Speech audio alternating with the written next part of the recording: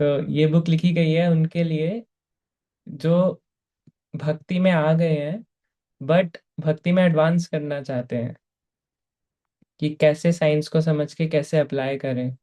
इतनी ज़्यादा प्रॉब्लम्स होते हुए घर में, ऑफिस में, कभी कभी मिसअंडरस्टैंडिंग से भी प्रॉब्लम क्रिएट हो जाती है।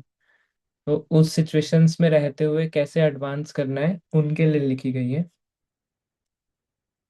तो हम पढ़ रहे थे प्रीफेस। प्रीफेस के लास्ट के 2 पैराग्राफ पेंडिंग है। तो anyone wants to read?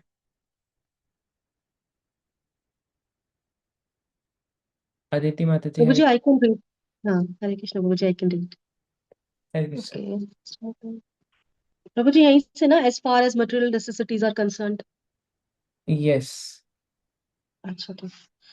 As far as material necessities are concerned, the human civilization Hare at the Krishna. present moment. आपके पास हाँ, हिंदी में वर्जन है क्या? मतलब most of the devotees Hindi में कंफर्टेबल है। अच्छा ठीक है प्रभु जी, 1 मिनट दीजिए बस। अच्छा, एक मिनट ठीक है। दीजिए, मैं ले चेंज करके लाती हूँ आपको। हाँ। हाँ जी, ये भी साथ में रख लो आप।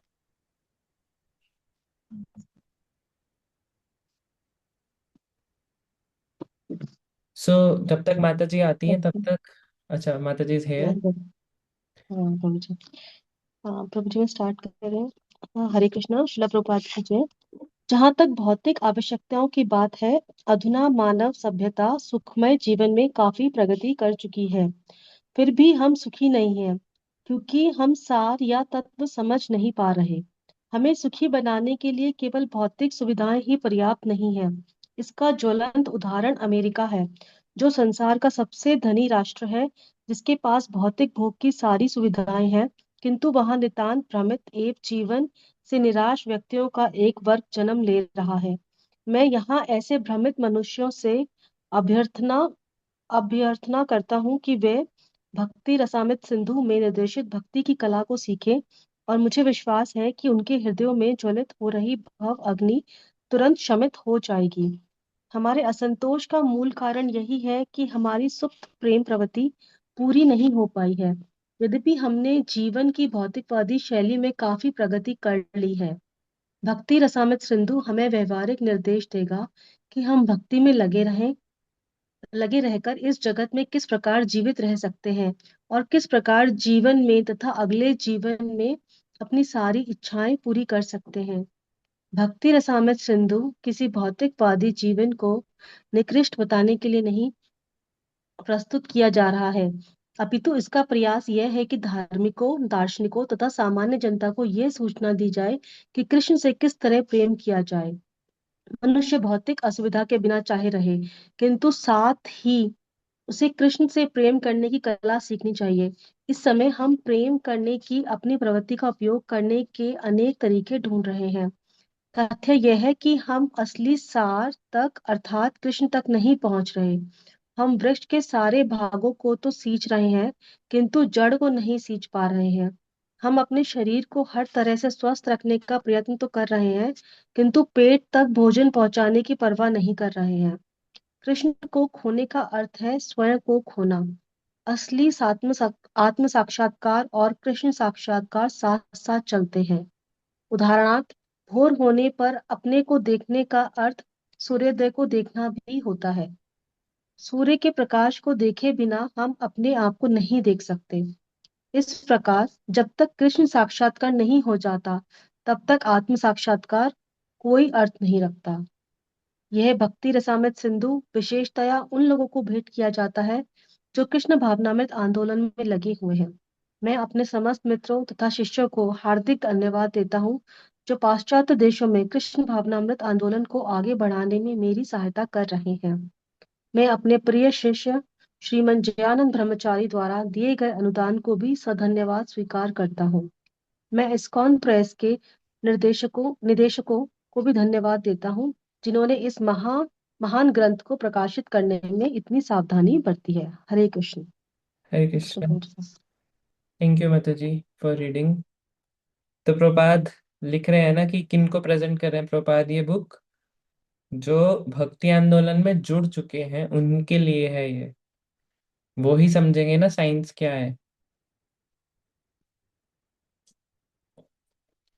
तो सबसे पहले प्रभुपाद बताते हैं कि हमारे पास अभी मटेरियल चीजों की कमी नहीं है।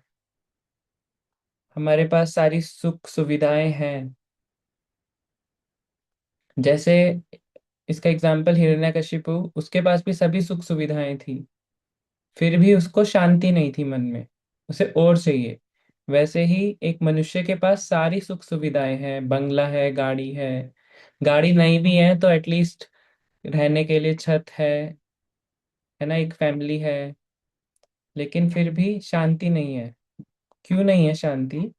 तो प्रपात बता रहे हैं, जैसे हमने डिस्कस करा था ना, एक जीव की प्रोपेंसिटी होती है कि वो किसी ना किसी से प्रेम करेगा ही करेगा। प्रेम करेगा मतलब किसी ना किसी को सर्विस देगा ही देगा। एक फैमिली मैन अपने परिवार को सर्विस देगा, एक नेशनलिस्ट अपने देश को सर्विस देगा जैसे महात्मा गांधी। तो और यदि उसे कोई नहीं मिलेगा, कुछ होते हैं ना लोग जो मे भी कभी शादी नहीं करी, अमेरिका में खासकर, तो शादी नहीं करते या फिर जिनका परिवार नहीं होता, तो वो अपनी लोनलीनेस और अपने लव लव को कहाँ पे निकालते हैं फिर? किसी ना किसी को तो देना है ना लव, बिना दिए तो रह नहीं सकते। तो वो क्या करते हैं, कुत्ता पाल लेते हैं।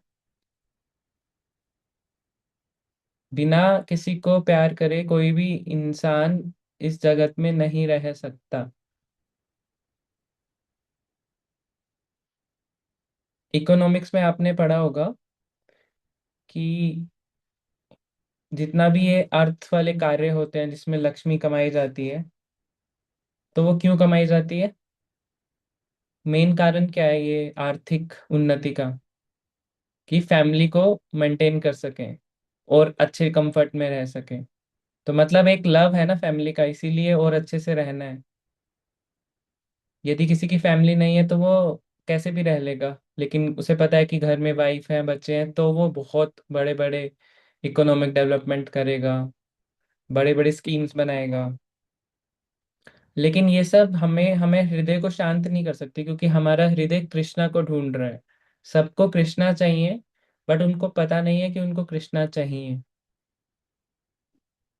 तो प्रोपाल एग्जाम्पल दे रहे हैं कि अमेरिका में हिप्पीज हिप्पीज की एक जाति ने जन्म लिया। हिप्पीज कौन होते हैं? हिप्पी मूवमेंट क्या हुआ था अमेरिका में 1950 से लेके 1970s तक? हिप्पी मूवमेंट चला था 70s, 50 से लेके 80 के अराउंड, 80 90 तक। क्या है हिप्पी मूवमेंट? वहां पे सभी फैमिली के पास बहुत पैसे वैसे हैं, बहुत बड़े बड़े लोग हैं, बट जब उनकी अगली जनरेशन आई, अगली संतानें आई, तो उन्होंने कभी स्ट्रगल नहीं देखा लाइफ में। उन्हें लाइफ में जो चाहिए वो मिला। उन्हें स्पोर्ट्स कार मिली, उन्हें जो मन करा उन्होंने करा। बट जब उन्होंने देखा कि इस लाइफ का कोई पॉइंट नहीं है, उनके जो मदर फादर्स हैं बट पूरे दिन मेहनत करते हैं, बट किस लिए? जब उन्हें कोई पॉइंट नहीं समझ में आया, तो उन्होंने सोचा हमें आनंद ढूंढना है। तो उन्होंने आनंद ढूंढने के अलग अलग तरीके अपनाए। पहला तरीका क्या है आनंद ढूंढने का? नशा करके। नशा करके। दूसरा तरीका, अवैध संबंध। तो ये था हिप्पी मूवमेंट, जिसमें बड़े बड़े रईसों के संतानें लाइफ में मजा ढूंढ रहे थे। और वो क्या क्या कर रहे थे? सड़कों पे पड़े हुए हैं, बिल्कुल ड्रग्ड, नशे की हालत में। क्यों? क्योंकि उनके हार्ट की डिजायर अभी सेटिस्फाई नहीं हुई है। तो प्रभात कह रहे हैं कि हमें उन कंफ्यूज मैन को भक्ति कैसे करनी है, कैसे अपने हृदय की अग्नि को शांत करके हृदय का जो लालसा है उसको पूरी करना है। तो उसको नेक्टर ऑफ डिवोशन से पढ़ना है, समझना है। तो नेक्स्ट क्वेश्चन आते हैं, कोई सोचता है कि मैं भक्ति क्यों करूं, भक्ति करूंगा तो मेरा सांसारिक जीवन नष्ट हो जाएगा, मैं संसार में मेरे कंफर्ट्स चले जाएंगे, लक्ष्मी चली जाएगी, मैं बाबा जी बन जाऊंगा। तो प्रभुपाद कह रहे हैं कि जो भक्ति रसामृत सिंधु है वो हमें प्रैक्टिकली बताएगा कि इस जगत में कैसे रहना है, यानी कि कैसे लोगों से मिलना है, कैसे कंफर्ट में भी रहना है, साथ में भक्ति भी करनी है। दोनों साथ में चलेगा। ऐसा नहीं है कि जो भक्ति करेगा उसकी मटेरियल लाइफ खत्म हो जाएगी।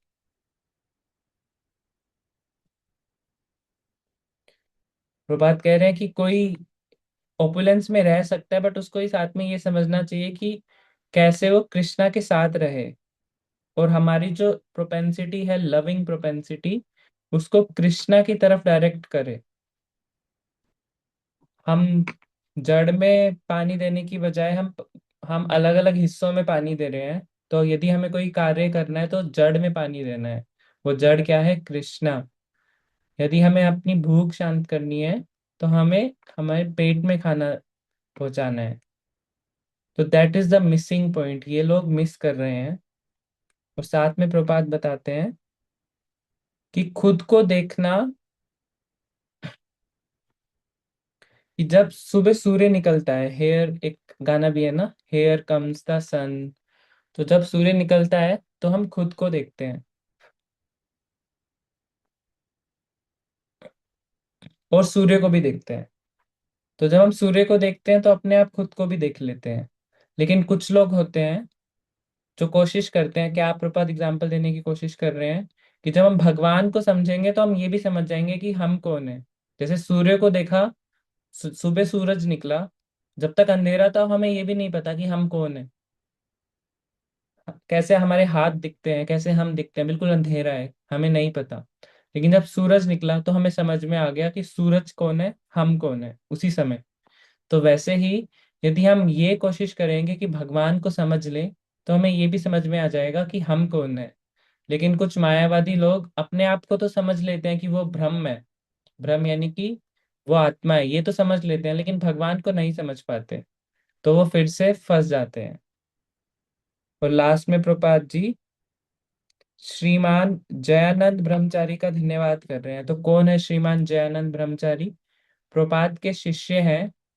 और आपने इनकी फोटो देखी होगी रथ यात्रा के आगे, क्योंकि इन्होंने पहली बार रथ बनाया था, जयानंद ब्रह्मचारी। और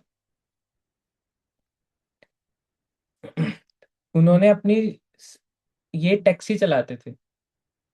तो इनकी जितनी भी अर्निंग हुई थी, इन्होंने $5,000 उस टाइम पे प्रपात जी को दिए थे, कि ये मेरे सेविंग्स हैं सारी की सारी। तो उससे प्रपात जी ने कृष्णा बुक प्रिंट करी थी। कृष्णा बुक करी थी या फिर ये एन नेक्टर ऑफ डिवोशन ही करी थी। साथ बाद में इनको कुछ कुछ इलनेस हो गया था। लेकिन जयानंद प्रभु फेमस है अपनी ह्यूमिलिटी के लिए। वो कभी किसी डिवोटी की निंदा नहीं करते थे और कभी किसी से बुरा नहीं बोलते थे। तो जब इनको कुछ इलनेस हुआ तो इन्होंने कहा कि भगवान की जो इच्छा। तो जब इन्होंने शरीर छोड़ा तो प्रभुपाद जी को जब ये मैसेज मिला कि जयानंद प्रभु जा चुके हैं, सबसे पहली बात तो ये बहुत ही फॉर्चुनेट है कि जब इन्होंने अपने स्पिरिचुअल मास्टर के होते हुए अपना शरीर छोड़ दिया। जैसे एक पत्नी यदि पहले शरीर छोड़ दे तो उसको बहुत भाग्यवान माना जाता है कि तो सती निकली। तो वैसे ही ये जयानंद प्रभु बहुत फेमस है। तो जब इन्होंने शरीर छोड़ा तो प्रभुपाद ने सबको एक लेटर लिखा था कि जब भी रथ यात्रा होगी तो सबसे आगे छोटी सी फोटो लगती है जयानंद प्रभु की। इनकी समाधि भी, इनकी पुष्प समाधि है कहाँ पर? मायापुर में। मायापुर में कहाँ पर है? Anyone remembers?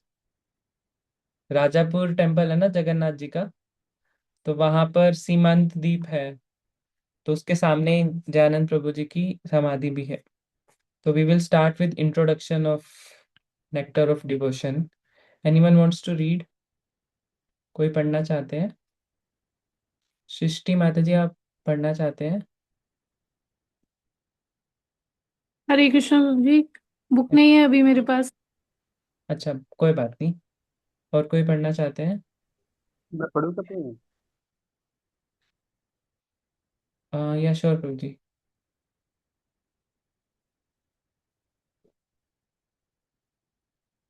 यही चलती हूँ। मंगलाचरण भूमिका। हाँ, यस प्रभु जी।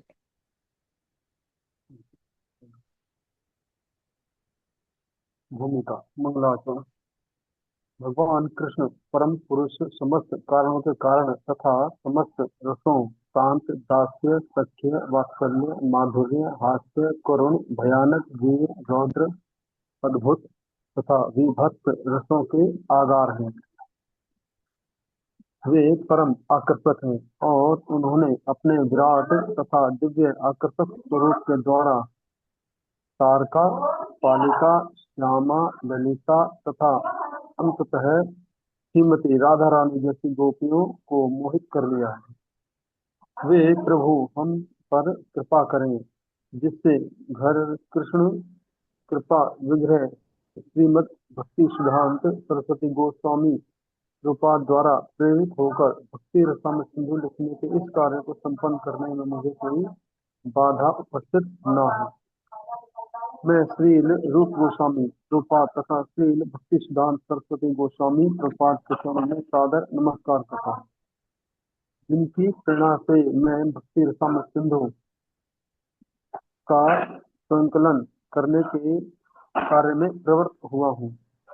यह ग्रंथ आज से 500 वर्ष पूर्व पश्चिम बंगाल में कृष्ण भावनामृत आंदोलन का प्रसार करने के लिए प्रकट हुए श्री चैतन्य महाप्रभु द्वारा प्रतिपादित परम भक्ति विज्ञान है। श्री रूप गोस्वामी इस ग्रंथ का शुभारंभ अपने अग्रज एवं श्री गुरु श्री सनातन गोस्वामी को सादर नमस्कार करते हुए करते हैं और यह प्रार्थना करते हैं कि यह भक्ति रसामृत सिंधु उन्हें अत्यंत रोचक लगे। वे आगे प्रार्थना करते हैं कि इस भक्ति रसामृत सिंधु में निवास करते हुए श्री सनातन गोस्वामी राधा कृष्ण की सेवा में सदैव दिव्य आनंद का अनुभव करें। मैं समस्त महान भक्तों तथा हरे कृष्णा। आचार्यों को सादर नमस्कार। हरे हरे कृष्ण। कृष्णा प्रभु जी। तो थैंक यू फॉर रीडिंग। तो जब भी कोई पुस्तक का प्रारंभ होता है तो सबसे पहले मंगलाचरण होता है। तो ये नीति है जो चैतन्य चरितमृत भी जब भी शुरुआत हुई चैतन्य चरितमृत का आदि लीला का पहला अध्याय का पहला श्लोक उसमें भी श्रीला कौन है सीसी के राइटर रूप गोस्वामी प्रभु। वृंदावन विजय चंद्र कविराज मेरे ख्याल से। हाँ कविचंद यस अच्छा अच्छा कृष्णदास उनका कवि। पूछा किसी का, सॉरी मैंने कृष्णदास सोचा कविराज। भक्ति रसायन यस। कृष्णदास कविराज जी। तो कृष्णदास कविराज गोस्वामी जब पहला श्लोक लिखते हैं तो उसमें क्या लिखते हैं? वंदे हम ईश भक्ता ईश ईश अवतारिका। तो सबसे पहले वो प्रणाम करते हैं किसको? भगवान को। वंदे हम ईश भक्ता, सबसे पहले भगवान के भक्तों को प्रणाम करते हैं। फिर क्या करते हैं? ईश को, फिर भगवान को, और थर्ड करते हैं ईश अवतारिका, जो भगवान के जितने भी अवतार हुए हैं। तो जब भी कोई ग्रंथ लिखा जाता है सबसे पहले हमें प्रणाम करना होता है। क्यों? किस लिए प्रणाम करना होता है? क्योंकि सबसे पहले कोई भी बुक लिख रहा है तो उसको आशीर्वाद चाहिए ना, लिखने के लिए ब्लेसिंग्स चाहिए कि वो लिख पाए। तो पहले के जो श्लोक होते हैं सबसे पहले वो प्रणाम के श्लोक होते हैं। फिर जब प्रणाम के श्लोक खत्म होते हैं तो नेक्स्ट श्लोक क्या आता है? नॉर्मली आपसे पूछा जाए यदि कि एक इंग्लिश बुक लिखी है तो सबसे पहले क्या होता है बुक में? उसका आता है इंडेक्स। इंडेक्स में हमें पता लगता है कि बुक किस चीज के बारे में है। तो वैसे ही संस्कृत में कभी भी कोई बुक लिखी होती है तो उसमें लिखा होता है कि ये बुक किस चीज के बारे में है, किस के लिए लिखी गई है, किन के लिए लिखी गई है, और जो इसको पढ़ेगा उसको क्या मिलेगा।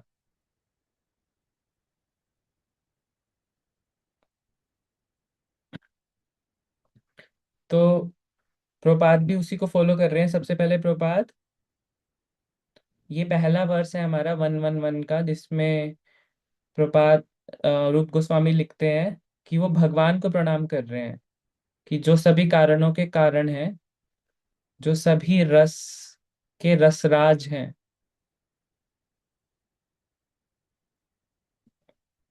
और जिनके रस से स्वयं राधा रानी भी अट्रैक्ट हो जाती हैं, सारी गोपीज जिनके रस से अट्रैक्ट होती हैं उनको प्रणाम कर रहे हैं। फिर कह रहे हैं कि उनकी कृपा हम पर रहे, ताकि हमारी जो पुस्तक जो हम लिख रहे हैं इसमें कोई भी हिंड्रेंस ना आए। तो सबसे पहले भगवान को प्रणाम कर रहे हैं वो। फिर प्रपात क्या कर रहे हैं? ये तो रूप गोस्वामी ने प्रणाम करा, तो प्रपात सेम चीज कर रहे हैं। प्रपात रूप गोस्वामी को प्रणाम कर रहे हैं और अपने गुरु महाराज को प्रणाम कर रहे हैं। तो इससे हम क्या सीख सकते हैं कि जब भी हम कोई भी कार्य करें तो सबसे पहले हमें याद करना चाहिए भगवान को, भगवान के भक्तों को और गुरु महाराज को, या फिर हमारे जो भी मेंटर्स हैं उनको, ताकि हमें आशीर्वाद मिले। तो प्रपात भी प्रणाम कर रहे हैं। तो प्रपात इसके बारे में बता रहे हैं कि 500 वर्ष पूर्व ये पुस्तक लिखी गई थी रूप गोस्वामी के द्वारा। और रूप गोस्वामी किनको प्रणाम करते हैं? ये बुक जब लिख रहे हैं वो फिर प्रणाम करते हैं सनातन गोस्वामी को। सनातन गोस्वामी कौन है? रूप गोस्वामी के बड़े भाई हैं, क्योंकि वो रूप गोस्वामी से सीनियर हैं और वो रूप गोस्वामी के मेंटर भी हैं। तो उनको प्रणाम कर रहे हैं, उनके स्पिरिचुअल मास्टर की तरह हैं रूप सनातन गोस्वामी। तो रूप गोस्वामी लिख रहे हैं कि ये पुस्तक उनके भाई को बहुत प्लीजिंग लगे, यानी कि उनको सेटिस्फाई करे। और इसको पढ़ने से वो लिख रहे हैं कि सनातन गोस्वामी हमेशा ट्रांसेंडेंटल प्लेजर यानी कि भक्ति रस में डूबे रहें और हमेशा राधा कृष्णा की सेवा करते रहें। फिर प्रभुपाद नेक्स्ट वर्स में क्या है इसमें, उसमें वो फिर प्रणाम कर रहे हैं सभी भक्तों को और आचार्यस को। और आचार्यस को किन से कंपेयर करा गया है? शार्क से। तो अभी शार्क कहाँ से आ गई उसके लिए थोड़ा सा समझना पड़ेगा कि भक्ति रसामृत सिंधु का नाम कैसे आया। तो हमें भक्ति का आइडिया है भगवान की सेवा। रस, रस मतलब मेलोज। हम कोई भी कार्य करते हैं तो हमें एक रस मिलता है। जैसे एक फैमिली मैन अपने परिवार का पालन पोषण करता है, किस लिए? उसे क्या मिल रहा है? उसे एक रस मिल रहा है। अपने बच्चों का पालन पोषण कर रहा है, अपने माँ बाप की सेवा कर रहा है, एक रस मिल रहा है। कोई अपने पेट की सेवा करता है, पेट यानी कि डॉग की, तो एक रस मिल रहा है तभी कंटिन्यू कर रहे हैं। तो हम सब रस के लिए किस सेवा करते हैं। तो एक ये तो हो गया मटेरियल रस। इन सब का ट्रांसेंडेंटल रस होता है जो स्पिरिचुअल वर्ल्ड में होता है, वो होता है भक्ति रस, यानी कि भगवान की सेवा करना। तो भक्ति रस तो समझ में आया। अमृत, अमृत भी हमने डिस्कस करा था। अमृत का मतलब जो कभी खत्म नहीं होगा। परिवार की सेवा खत्म हो सकती है, जैसे ही हमने शरीर छोड़ा। हमने जितना भी धन कमाया, जमीन ली, सोना खरीदा, शेयर्स खरीदे, एवरीथिंग फिनिश्ड। हम आईएएस बने, आईआईटी करी, एवरीथिंग फिनिश्ड। लेकिन भक्ति जो रस है वो अमृत है। अमृत कैसे है? जिसने भगवान की थोड़ी सी भी सेवा करी, तो भगवान भगवत गीता में क्या लिखते हैं? स्वल्पम अपि यस्य धर्मस्य त्रायतो महतो भयात्। कि भगवान की थोड़ी सी भी सेवा करने से एक जीवात्मा बड़े बड़े संकटों से बच जाती है। त्रायतो तर जाती है उससे, महतो भयात्, महतो मतलब बहुत ग्रेट। थोड़ी सी भक्ति करने से उसको अगले जन्म में मनुष्य का शरीर मिलता है। तो ये अमृत है, ये कभी खत्म नहीं हो रहा है। शरीर खत्म होने के बाद भी ये खत्म नहीं हो रहा है। हमने थोड़ी सी भक्ति करी इस जन्म में, हो सकता है फिर छोड़ दी, बट हमारे अकाउंट में जमा हो गई है, अब वो खत्म नहीं होगी कभी। तो भक्ति रस अमृत, ये समझ में आ गया ना हमें? हरे कृष्णा। भक्ति रस अमृत सबको समझ में आया? यस प्रभु जी। जी प्रभु जी। ठीक है, अब नेक्स्ट आता है सिंधु। इसको सिंधु क्यों बोला गया है?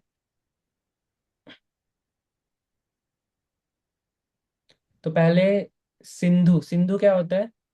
ओशियन, यानी कि समुद्र। तो जो भक्ति का जो रस है वो समुद्र के समान है। भक्ति का रस जो है वो समुद्र के समान है, यानी कि कितना भी हमें रस मिल जाए कभी खत्म नहीं होगा। ऐसा हो सकता है कि हम रोज रात रसगुल्ला खा रहे हैं, क्या खा रहे हैं? रसगुल्ला। लेकिन वो रस कितने टाइम तक चलेगा? थोड़े टाइम तक। 10 दिन बाद हम कहेंगे नहीं, और नहीं खाना, कुछ नया चाहिए। लेकिन जो भक्ति रस है, शिक्षाष्टकम में क्या आता है? पहला पहला श्लोक में, ये तो दर्पण में। आनंदम अम्बुदिवर्धन। आनंदम अम्बुधि जिससे वर्धन। हम सद- ये जिससे हम आनंद सदैव हमें, लालयित रहते हैं। यस, जिसके लिए हम हमेशा लालायित रहते हैं। लेकिन ये आनंद कैसा है? ये हमेशा बढ़ता रहता है। तो बढ़ने की तुलना यदि किसी भौतिक वस्तु से करी जाए तो हम तो समुद्र को ही जानते हैं ना, ऐसा जो बहुत विशाल है, जो कभी खत्म नहीं होता। ठीक है, तो ये है एक समुद्र जहां पर कोई चिंताएं नहीं है, जहां पर सच्चित आनंद है, ब्लिस है। और एक बार जो वहां चला जाएगा, उसे फिर यहाँ के आनंद उससे बहुत तुच्छ लगेगा। लेकिन अभी भी हम एक समुद्र में फंसे हुए हैं। ये कौन सा समुद्र है? भव सागर का समुद्र। आप सभी भक्तों से प्रार्थना है कि जिनके लिए पॉसिबल है वो अपनी वीडियोज ऑन करके अपने दर्शन से पवित्र कर सकते हैं। Yes, thank you, thank you अम्मा माता जी। सो अभी हम किस में फंसे हुए हैं? भव सागर में। सागर में ही फंसे हुए हैं, लेकिन वो भव सागर है, बंधनों का सागर है, जन्म मृत्यु जरा व्याधि। तो हम गलत सागर में फंसे हुए हैं। हमें रहना सागर में ही है। हमें सुख के सागर में आनंद के सागर में रहना है, भक्ति रस के सागर में। लेकिन अभी हम किसके सागर में हैं? दुखों के सागर में फंसे हुए हैं। दामोदर अष्टकम में भी लिखते हैं वो कि अभी मैं दुखों के सागर में फंसता जा रहा हूँ, क्योंकि कृष्णा नहीं है। तो हमें दुख के सागर से निकल के भक्ति रस के सागर में डूबना है। ठीक है, तो सागर समझ में आया कि सागर क्यों लिखा। अब ये भी चीज आती है कि भक्ति रस के सागर की एक बूंद, केवल एक बूंद, इस संपूर्ण जगत के जो भी सागर है उसका जितना भी आनंद है, वो पूरे सागर से वो एक बूंद ज्यादा है। भक्ति रस की एक बूंद और इस पूरे सांसारिक जगत का जितना भी आनंद है वो पूरा सागर। तो यदि कंपेयर करा जाए तो वो एक बूंद ज्यादा आस्वादन देने वाली है, ज्यादा रसिक है वो। जिसको वो एक बूंद भी मिल गई ना, वो इस संसार के रस को नहीं ढूंढेगा, वो फिर भक्ति रस के पीछे ही जाएगा। तो भक्ति रस इतना ज्यादा स्वीट है। लेकिन अब क्वेश्चन आता है कि जब भक्ति रस इतना बड़ा है, तो भक्ति रस को समझने का मतलब है हम पूरे समुद्र को समझ रहे हैं, क्योंकि भक्ति रस समुद्र के समान है। तो समुद्र को किसी को यदि स्टडी करना हो तो कैसे स्टडी करेगा? यदि मैं किसी को समुद्र के बीच में रख दूं, कहूं कि समुद्र को स्टडी करो, तो समझ में नहीं आएगा ना, कहाँ से शुरू करें कहाँ से खत्म करें। क्या समझ में आएगा किसी को? जैसे घर पे सफाई करते हैं तो हमें पता है ना, इस कमरे से सफाई स्टार्ट करेंगे, झाड़ू लगाना, वहां पे बाहर निकालेंगे, खत्म हो जाएगी। लेकिन यदि मैं कहूँ कि झाड़ू आपको समुद्र में लगाना है, तो कहाँ से शुरू करेंगे और कहाँ पे खत्म होगा, कुछ नहीं समझ में आएगा। इसलिए समुद्र को कैसे रीड करेंगे? हम देखेंगे कि सन कहाँ है, फिर हम समझेंगे डायरेक्शन कौन सी है। ये ईस्ट है, ये नॉर्थ है, ये वेस्ट है, ये साउथ है, ये वेस्ट है। तो हम डायरेक्शन से समझ के करेंगे। फिर हम कहेंगे कि ठीक है, आज मैं ईस्ट डायरेक्शन को समझ लेता हूँ, जितना मैं समझ पा रहा हूँ। फिर मैं साउथ को समझूंगा, फिर मैं वेस्ट को, फिर नॉर्थ को। तो श्रीला रूप गोस्वामी ने भी इसी तरह से इस पुस्तक का विभाजन करा है। पहले पार्ट का नाम है पूर्व, पूर्व दिशा का भी, पूर्व दिशा का मतलब पहला जो डिवीजन है वो है ईस्टर्न, ईस्टर्न सेक्शन। पहले हम पूर्व सेक्शन पढ़ेंगे। एक समुद्र को पढ़ने के लिए हमें डायरेक्शन से पढ़ना पड़ेगा ना। तो पहला पार्ट है इसका ईस्टर्न सेक्शन, और उसके बाद नेक्स्ट पार्ट है साउदर्न सेक्शन। तो हम समझ पा रहे हैं कि डायरेक्शंस कहाँ से आई, कि हम समुद्र को पूरा नहीं पढ़ सकते और हमें समझ में भी नहीं आएगा कहाँ से शुरू करें कहाँ से खत्म करें। बट हम डायरेक्शन वाइज पढ़ेंगे। और किसी ने समझा कि ठीक है पहले मैं पूर्व दिशा को पढ़ूंगा, लेकिन पूर्व दिशा में वो क्या देखेगा, अलग अलग वेव्स आ रही हैं, फर्स्ट वेव सेकंड वेव। समुद्र में क्या आती है, वेव्स आती है ना। तो शिला रूप गोस्वामी प्रभुपाद ने इसको डिवाइड करा है 4 पार्ट्स में, east south west north. 4 parts में डिवाइड करके हर एक डिवीजन को फिर से डिवाइड करा है कि फर्स्ट वेव सेकंड वेव। जैसे यदि मैं पूर्व दिशा में देखूं तो पहली वेव, दूसरी वेव, तीसरी वेव, वैसे ही रूप गोस्वामी प्रभुपाद ने डिवाइड करा है इसको। तो अब समझते हैं शार्क कहाँ से आई। हम शार्क से लेके गए थे पूरा समुद्र समझने के लिए। तो अभी प्रभुपाद लिख रहे हैं कि प्रभुपाद ओबिसेंसिस कर रहे हैं, रूप गोस्वामी प्रणाम कर रहे हैं सभी भक्तों को और आचार्यस को। और उन आचार्यस को कैसे लिख रहे हैं, जो कि एक शार्क के समान है। शार्क कैसे होती हैं, वो कभी नदी में नहीं जाती, वो हमेशा समुद्र में रहती हैं। तो जितने भी भक्त हैं और जितने भी आचार्यस हैं उनको शार्क बोला गया है। ये शार्क कभी नदी में नहीं जाएंगी। किसकी नदी में, लिबरेशन की नदी में। उन्हें कभी क्या नहीं चाहिए, मुक्ति नहीं चाहिए इस जगत से, उन्हें कृष्ण की सेवा चाहिए। सेवा मतलब समुद्र, मुक्ति मतलब नदी में चले गए वो। तो रूप गोस्वामी लिख रहे हैं, let us offer our humble obeisances to devotees and acharyas. Acharyas को प्रणाम कर रहे हैं और भक्तों को प्रणाम कर रहे हैं, हु आर लाइक शार्क्स, जो कभी भी समुद्र छोड़ के कभी भी मुक्ति की तरफ नहीं जाएंगे, मायावादी नहीं बनेंगे या फिर अपने आप को मुक्त नहीं करना चाहेंगे, वो हमेशा भगवान की सेवा करना चाहेंगे। फिर प्रपात लिख रहे हैं कि जो मायावादी होते हैं उन्हें बहुत इच्छा होती है कि वो भगवान में मिल जाएं। मिल जाए मतलब अपना अस्तित्व समाप्त कर लें। जैसे एक रिवर मिलकर समुद्र में मिलती है तो रिवर खत्म हो जाती है।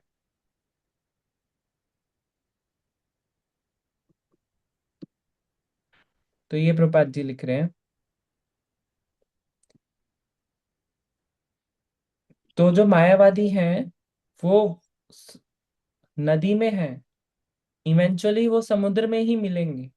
जब उन्हें मिलना समुद्र में ही है तो नदी में क्यों जाएं। इसका अर्थ है कि जो भी मायावादी डिवोटीज, जो भी लोग होते हैं मायावादी, वो एक बार तो भगवान से मिलना चाहते हैं। मिलना यानी कि अपनी एग्जिस्टेंस खत्म करके भगवान को लाइट समझ के उनके अंदर विलीन होना चाहते हैं। लेकिन जब एक बार विलीन होंगे फिर थोड़े दिनों बाद फिर से उनका फॉल डाउन होगा, फिर वापस से वो फिर से स्टार्ट करेंगे, उन्हें कुछ जन्म मिलेगा। लेकिन सबका अंतिम गोल क्या है, भगवान की सेवा करना ही है। तो यदि किसी का अंतिम गोल भगवान की सेवा के समुद्र में डूबना ही है तो वो इस सो कोल्ड मुक्ति रूपी नदी में क्यों जाए। तो प्रपात लिख रहे हैं, रूप गोस्वामी प्रपात, कि जो भक्त होते हैं वो हमेशा भक्ति रस के सागर में रहते हैं और वो कभी भी किसी मुक्ति रूपी नदी की केयर नहीं करते, क्योंकि वो शार्क की तरह हैं। वो हमेशा भगवान की प्रेममयी सेवा करते हैं और उनके अलावा उनके पास कोई और बिजनेस नहीं होता। तो ये लिख रहे हैं Prabhat ji. Next paragraph, anyone wants to read? ना प्रभु जी मैं पढ़ूं? या श्योर माता जी। यही से ना, मैं समस्त महान भक्तों। हाँ यस यस माता ठीक जी। है। नहीं इसे मैं नहीं पढ़ समस्त सकते। महान।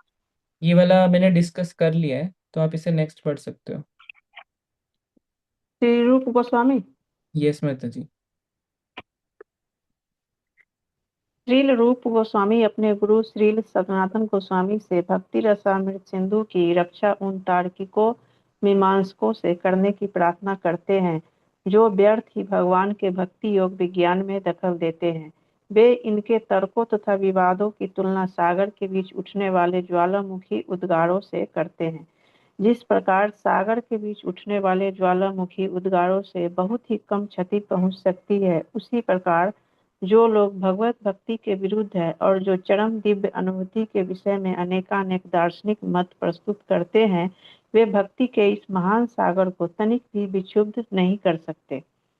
भक्ति रसामृत सिंधु के रचयिता श्रील रूप गोस्वामी नम्रता पूर्वक निवेदन करते हैं कि वे कृष्ण भावनामृत को सारे संसार में फैलाने का प्रयास कर रहे हैं। यद्यपि वे विनम्र भाव से सोचते हैं कि वे इस कार्य के लिए अनुपयुक्त है, कृष्ण भावनामृत आंदोलन के समस्त प्रचारकों को श्रील रूप गोस्वामी के चरण चिन्हों का अनुगमन करते हुए इसी मनोवृत्ति से काम करना चाहिए। हमें कभी भी अपने आप को महान प्रचारक नहीं समझना चाहिए, अपितु यही मानना चाहिए कि हम पूर्ववर्ती आचार्यों के निमित्त मात्र हैं और उनके चरण चिन्हों पर चलकर ही हम पीड़ित मानवता के लाभ के लिए कुछ कर सकते हैं। भक्ति रसामृत सिंधु 4 भागों में विभाजित कर दिया गया है। जिस प्रकार सागर को कभी कभी 4 भागों में विभाजित कर दिया जाता है, इसके हर भाग में विभिन्न अनुभाग है। मूल भक्ति रसामृत सिंधु में सागर की भांति पूर्व, दक्षिण, पश्चिम तथा उत्तर ये 4 भाग है और इन विभागों के अनुभाग लहरों के रूप में है। जिस प्रकार सागर में विभिन्न लहरें पश्चिम, दक्षिण, पूर्व या उत्तर दिशाओं में सदैव उठती रहती है, उसी प्रकार भक्ति रसामृत सिंधु में भी अनेक लहरें हैं। प्रथम भाग में 4 लहरें हैं, जिनमें से पहली लहर भक्ति के सामान्य वर्णन के विषय में, दूसरी लहर भक्ति के वैधानिक साधनों के विषय में और तीसरी लहर भावों के विषय में है। चतुर्थ लहर में चरम गंतव्य ईश्वर का प्रेम है। इन सब का वर्णन लक्षणों सहित स्पष्ट रूप से प्रस्तुत किया जाएगा। आगे पढ़ो प्रभु जी। Anyone else wants to read? किसी और को पढ़ना है? हरे कृष्णा प्रभु जी। हाँ, हरे कृष्णा 1+ नोड CE। प्रभु जी एक्चुअली मेरा ज्वाइन नहीं हो रहा था तो मुझे समझ नहीं आ रहा था। मैं महारानी द्रौपदी माता अच्छा, yes, you can read Mata। देखना। पूर्ववर्ती आचार्यों के पद चिन्हों का अनुसरण करते हुए भक्ति के प्रामाणिक विवरण को सार रूप में श्रील रूप गोस्वामी के इस कथन द्वारा दिया जा सकता है। प्रथम कोटि की भक्ति कृष्ण भावनामृत में पूरी तरह से लगे रहकर भगवान की अनुकूल सेवा करने की प्रवृत्ति है। भाव यह है कि यदि कोई कृष्ण भावनामृत में रहते हुए भी अनुकूल सेवा में प्रवृत्त न हो सके तो उसे शुद्ध भक्ति नहीं माना जा सकता। शुद्ध भक्ति को सभी प्रकार के भौतिक लाभों या इंद्रिय तृप्ति की आकांक्षाओं से मुक्त रहना चाहिए, क्योंकि ये आकांक्षाएं सकाम कर्म तथा दार्शनिक चिंतन द्वारा अनुशीलित होती हैं। सामान्यतया लोग विभिन्न कार्यों में इसलिए लगे रहते हैं कि उन्हें भौतिक लाभ हो और दार्शनिक जन वाग जाल तथा चिंतन के द्वारा दिव्य अनुभूति प्राप्त करने में लगे रहते हैं। शुद्ध भक्ति ऐसे सकाम कर्मों तथा दार्शनिक चिंतनों से सर्वथा मुक्त होनी चाहिए। मनुष्य को रागानुगा भक्ति द्वारा किसी आचार्य से कृष्णा भावनामृत या शुद्ध भक्ति सीखनी चाहिए। यह भक्ति एक प्रकार का अनुशीलन है। यह उन लोगों के लिए जो निष्क्रिय रहना चाहते हैं या मूक ध्यान में अपना समय बिताना चाहते हैं। मात्र निष्क्रियता नहीं है। जो लोग भक्ति करना चाहते हैं उनके लिए अनेक विधियां हैं, लेकिन कृष्णा भावनामृत का अनुशीलन इनसे पृथक है। इस प्रसंग में श्रील रूप गोस्वामी ने अनुशीलन शब्द का प्रयोग किया है, जिसका अर्थ है पूर्ववर्ती आचार्यों का अनुगमन करते हुए अनुशीलन। जो ही हम अनुशीलन कहते हैं तो इससे हमारा तात्पर्य स्फूर्ति या क्रियाशीलता होता है। स्फूर्ति के बिना मात्र भावना से कुछ काम नहीं होता। समस्त कार्यों के 2 श्रेणियों में विभाजित किया जा सकता है। प्रथम किसी विशेष उद्देश्य की प्राप्ति के लिए तथा दूसरी प्रतिकूल परिस्थिति से बचने के लिए। संस्कृत में इन्हें प्रवृत्ति तथा निर्वृत्ति कहा जाता है। निर्वृत्ति नकारात्मक कर्म के अनेक उदाहरण हैं, यथा बीमार व्यक्ति को सतर्क रहना पड़ता है और विषम रोग से बचने के लिए दवा लेनी पड़ती है।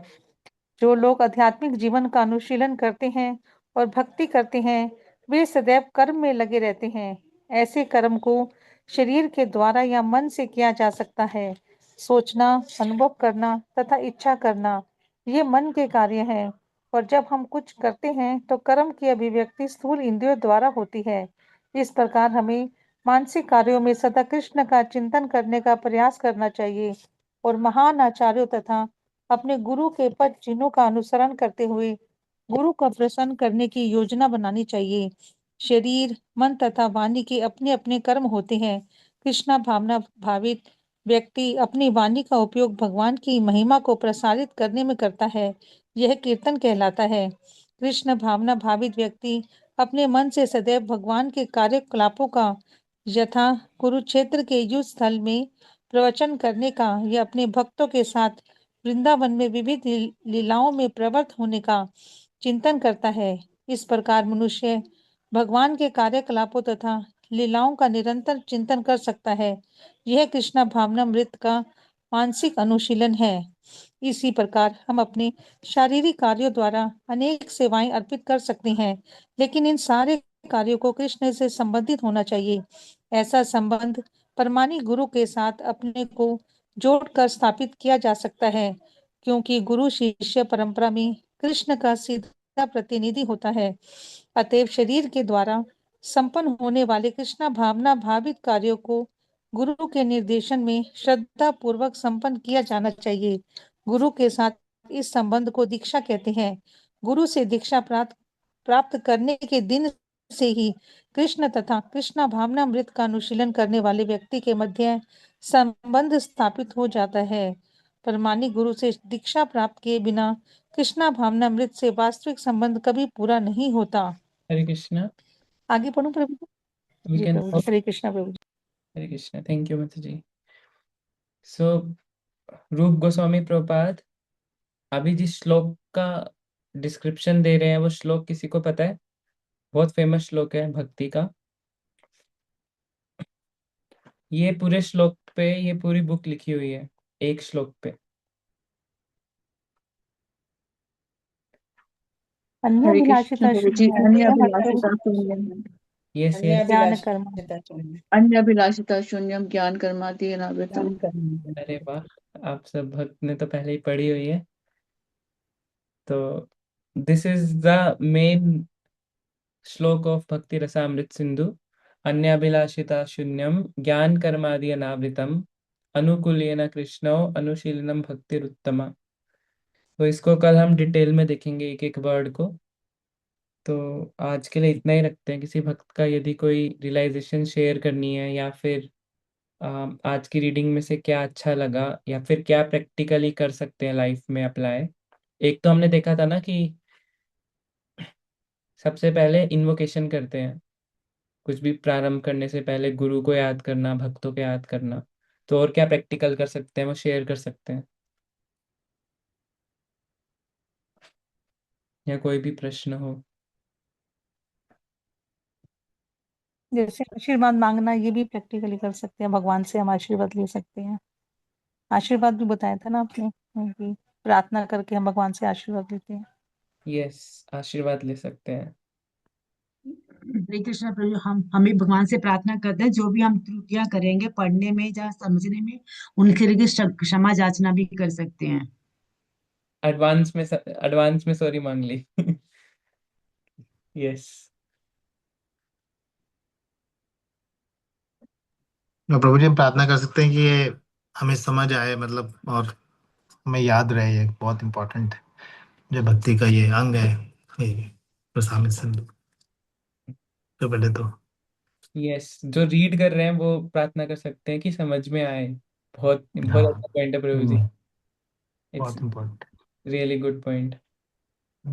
तो कल से जब भी हम मंगलाचरण करेंगे, तो हम 10 सेकंड के लिए प्रार्थना करेंगे रूप गोस्वामी से कि जो आज हम रीड कर रहे हैं वो हमें समझ में आए। और ये फिर हम इसको पूरे बुक तक कंटिन्यू करेंगे। ठीक है। और अपने जीवन में उतार सकें उन बातों को। यस, केवल समझना नहीं है, उतारना भी है। तो ये प्रार्थना करेंगे। किसी दिन मैं भूल जाऊं तो याद दिला देना कि प्रभु जी प्रार्थना करनी है, कि हम समझ पाए और उसको अप्लाई भी कर पाए। अर्जुन सका प्रभु जी, नीति संयम माता जी, आप याद दिला दीजिएगा, आपके पॉइंट्स हैं। और पूरी पुस्तक में अलग अलग वेव्स डिस्कस होंगी, तो वेव्स सुन के समझ जाइएगा कि हम भक्ति रसामृत के समुद्र को पढ़ रहे हैं। तो समुद्र को समझने के लिए लहरों को पढ़ रहे हैं। तो रूप गोस्वामी ने जैसे एक बुक के अंदर सेक्शंस होते हैं, सेक्शन 1 सेक्शन 2, और उसके अंदर चैप्टर होते हैं, चैप्टर 1 चैप्टर 2।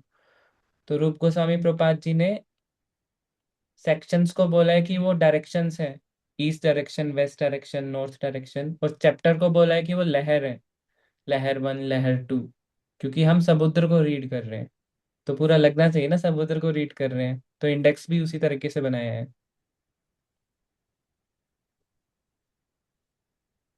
और क्या कर सकते हैं?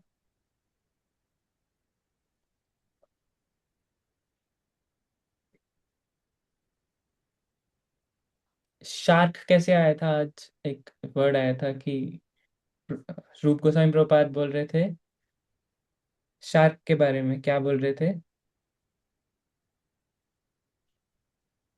प्रभु जी, आचार्य को कंपेयर किया गया ना शार्क से, कि वो शुद्ध भक्त होते हैं। जो अच्छा, ऐसे ही शार्क जो होती हैं, जो नदी में नहीं जाती हैं, तो शुद्ध भक्त जो होते हैं वो भी मतलब कि वो क्या बोलेंगे, वो भी आकर्षित नहीं होते जो ये भौतिक संसार से, जो उनसे।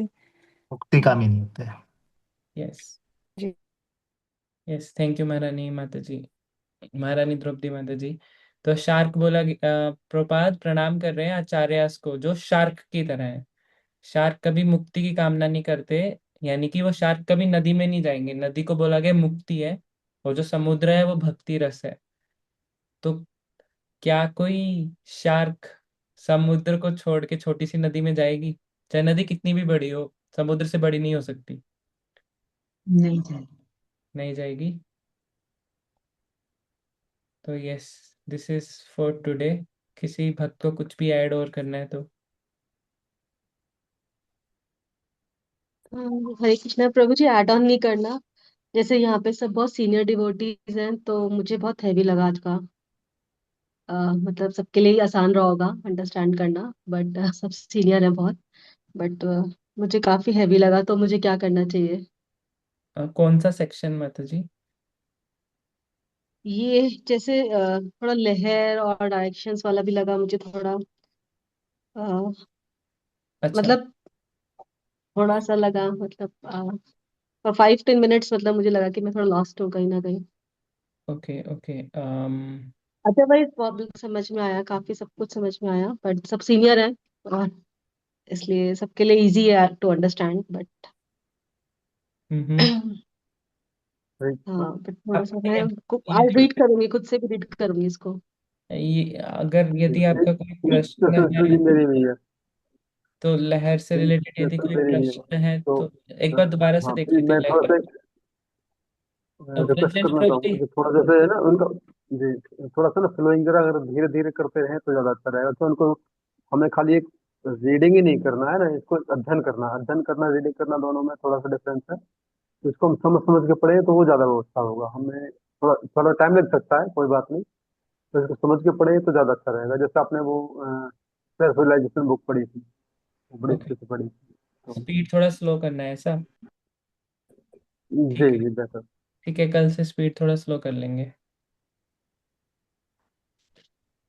थैंक यू ब्रजरेनु मैं प्रभु। एक्चुअली जो प्रभु जी मैंने पढ़ा ना एक उसमें। एक एक पैरा प्रभु जी है, आपने एक्सप्लेन किया था ना, आज का दूसरा पैरा वो हमने रीड नहीं किया था, तो मे भी उसकी वजह से हो सकता है शायद। आपने एक्सप्लेन पहले कर दिया था तो, लेकिन हमने रीड रीड करना स्किप कर दिया था वो पैरा। हाँ, हो सकता है इस वजह से। जी। ओके, ये हुआ। ओके, कोई भी स्किप नहीं करना है, ठीक है। जी। और कुछ और क्या कर सकते हैं हम और अच्छा करने के लिए? स्किप नहीं करेंगे, धीरे धीरे करेंगे। हम्म, अदिति माता जी, जो आपका जो लहर वाला डाउट है, एक बार मैं आपको पर्सनली बता दूंगा, सो दैट आप जी साथ, प्रभु जी। मतलब कल की रीडिंग में आप साथ में ही रहो, मतलब क्योंकि नॉर्मली ये होता है कि एक चीज समझ में नहीं आई तो नेक्स्ट डे वही चीज यूज होती है, तो फिर पूरा कनेक्शन लूज हो जी। जाता है। तो इट्स वेरी इंपॉर्टेंट कि तो साथ देखिए में आप रहे। क्लास में समझाएंगे तो it will be better, instead of telling only one devotee, अगर आप इसको सबको समझा देंगे तो it will be better. Okay then again I will tomorrow with, I will start with waves and ocean, की ओशियन कहाँ से आया, भक्ति थैंक रसामृत यू। सिंधु। तो कल दोबारा से एक बार एक्सप्लेनेशन देख लेंगे। थैंक यू प्रभु जी। ओके। प्रभु जी, जो मैंने एक पैराग्राफ पढ़ा उसमें प्रवृत्ति तथा निर्वृत्ति कहा जाता है, ये वाला वर्ड आया था, इसको थोड़ा सा एक्सप्लेन कर दीजिएगा। हाँ जी माता जी, ये अभी हमने ना डिस्कस नहीं करा, ये उसी में उसी श्लोक का एक्सप्लेनेशन में है। भक्त अन्याभिलाषिता शून्यम ज्ञान कर्मादि अनावृतम अनुकूलेन कृष्ण अनुशीलनम भक्तिरुत्तमा। तो इसी के एक्सप्लेनेशन में यूज हुआ है ये, तो जब हम कल डिस्कस करेंगे तो अच्छे से डिस्कस करेंगे इसके बारे में। जी जी जी श्लोक प्रभु भी जी, ओके प्रभु। ग्रुप में। श्लोक डाल दूं मैं? ठीक है, मैं डाल देता हूँ ये वाला। ये श्लोक सबको याद करना है, ये बहुत इंपॉर्टेंट श्लोक है। भक्ति की प्योर डिवोशनल सर्विस की डेफिनेशन क्या है? हम बोलते हैं ना हमें भक्ति करनी है, फिर हम बोलते हैं शुद्ध भक्ति करनी है, बट शुद्ध भक्ति होती क्या है, हम करेंगे कैसे अगर यदि हमें पता ही ना हो शुद्ध भक्ति क्या है?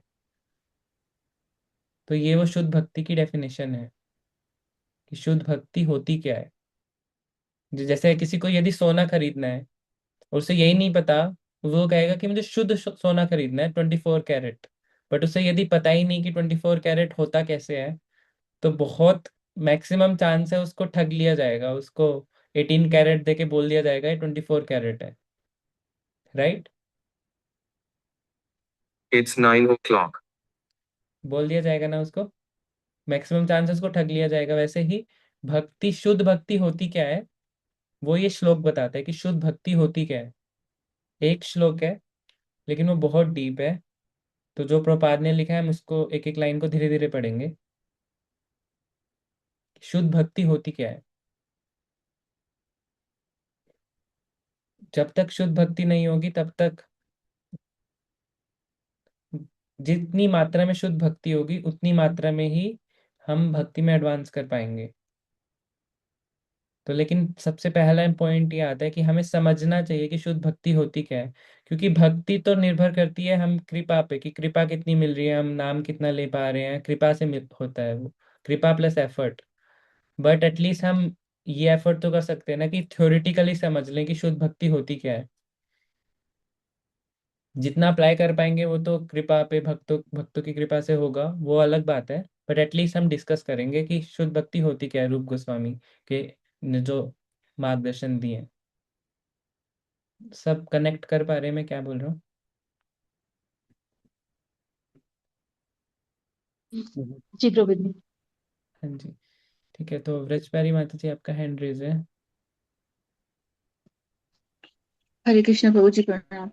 प्रभु जी, ये जो मुक्ति रूपी इसमें बताया गया ना, विविध नदियां, और एक सागर को बताया गया मोक्ष। तो नदियों नदियां जब मिलती हैं तो उन्हें तो मोक्ष मिल गया, तो ये मुक्ति रूपी नदियों को मुक्ति से क्यों कंपेयर किया हुआ है? इस ऐसी मतलब हमारे जीवन में भी है, हम जैसे मोक्ष की कामना करते हैं, उससे पहले हम मुक्ति की कामना करते हैं, फिर हमें मोक्ष प्राप्त होता है। यस, इसको कल एक बार जब हम दोबारा से सिंधु को डिस्कस करेंगे ना, पूर्व पश्चिम, तो एक बार नदी को भी डिस्कस कर लेंगे। ठीक है जी माता? प्रभु जी, ठीक है, थैंक यू। हरे कृष्ण। हर्ष शर्मा माता जी।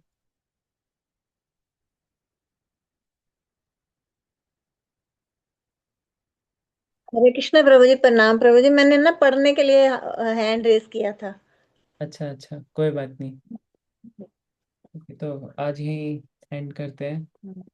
और आप सभी भक्तों का बहुत बहुत धन्यवाद, बहुत नेचुरल फीडबैक्स देने के लिए, ताकि कल से हम थोड़ा और इम्प्रूव्ड वे में रीड करेंगे। सो बहुत बहुत धन्यवाद अदिति माता जी एंड ब्रज रेणु प्रभु जी, अर्जुन सखा प्रभु जी, नित्य सेविका तुलसी माता जी, नीति संयम माता जी, महारानी द्रौपदी माता जी, रत्ना प्रभा माता जी, ब्रजपारी माता ji, very very thank you for your kind blessings and feedbacks. और किसी को भी कुछ भी सजेशन है तो वो ग्रुप पे डाल सकते हैं, मेरे को पर्सनली मैसेज कर सकते हैं, या फिर कल डिस्कशन टाइम पे और बता सकते हैं। तो आज के लिए हम इतना ही करेंगे। तो आज एवरीडे वी विल, सब प्रभु जी याद करवाना है आपको, अर्जुन सखा प्रभु जी एंड नीति संयम माता जी, कि जब भी हम प्रारंभ करें तो हम रूप गोस्वामी प्रभुपाद से प्रार्थना करेंगे कि हम समझ पाए और अप्लाई कर पाए। ठीक है, तो आज हम यहीं यहीं पे आज के सेशन का को विराम देते हैं। सो आप सभी भक्तों के चरणों में बहुत बहुत प्रणाम। वंचा कल्पतरुभ्यश्च कृपा सिन्धुभ्येव च पतितनां पावनेभ्यो वैष्णवेभ्यो नमो नमः। अनंत कोटि वैष्णव वृंद की जय, वैष्णव ठाकुर की जय।